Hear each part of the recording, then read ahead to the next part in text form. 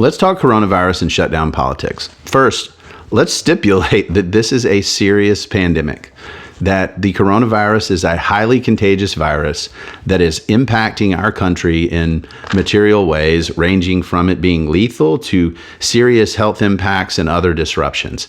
Yes, there are a number of health variables and other considerations that determine how bad the coronavirus impacts an individual, but it isn't something to be taken lightly. It is not a hoax. It is not some political thing, because we just had an election. It's still here.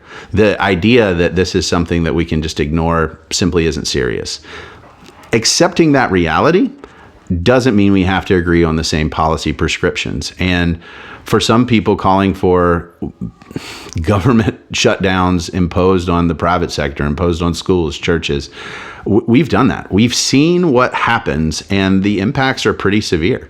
When parents have a reliance that, hey, my children are being educated in schools so I can engage with my legal practice, my small business, my accounting firm, and do that well, then it's manageable. When those options are foreclosed and you've got parents trying to juggle, I'm educating my kids at home, I want to make sure that there's no learning gap. Oh, but by the way, I either have a 9 to 5 or something that I have to engage to pay the bills, to provide food, housing, and all the other things that are needed in life.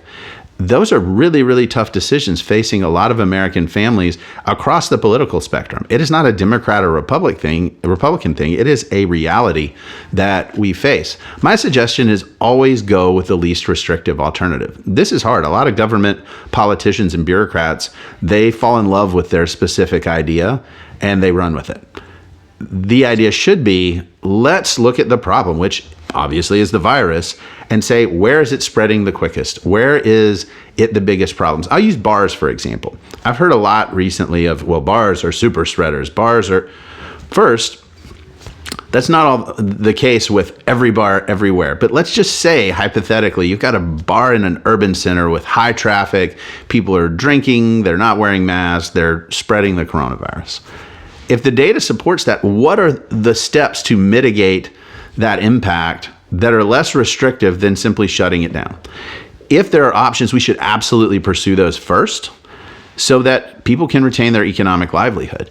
If we're going to do shutdowns of specific businesses or schools, we also need to make people whole, because that is government policy that is taking, particularly in the instance of businesses, you're taking livelihood because of a policy choice, even if it's a rational one, that government has made. And so this is not a handout. This is not a big government program. It's if government makes a policy that says you may not continue your economic engine that you use to feed your family, employ others, do that sort of thing, government needs to make those people whole. I understand that's controversial, but that is one of the choices that government officials need to make. It's not just, hey, I'll just shut it down for public health, end of discussion. The economic ramifications are severe. Broad shutdowns, the mental health ramifications are severe. The family impacts are severe. And it doesn't apply equally. That's the reality, is folks who have means, have opportunity, they can weather these storms a lot better. So the notion that shutdowns they're really to help everybody, I understand it. I understand the temptation. But say somebody works at an hourly 9 to 5.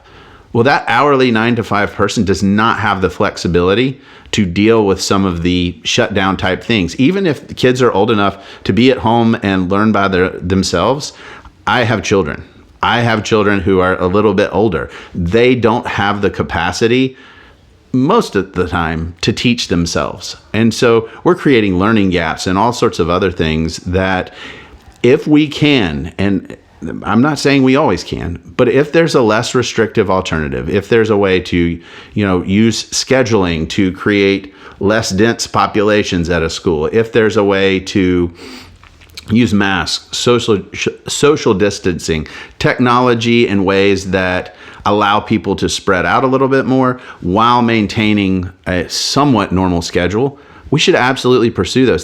Those take a lot more creativity. They take a lot more time. But at the end of the day, those are the solutions that will allow us to weather this the best. And even if a politician is saying we got to shut it down or we got to keep it open, at the end of the day, we need to do what's best for the most people. And sometimes those are solutions that nobody really likes. So think about it. Let me know what you think.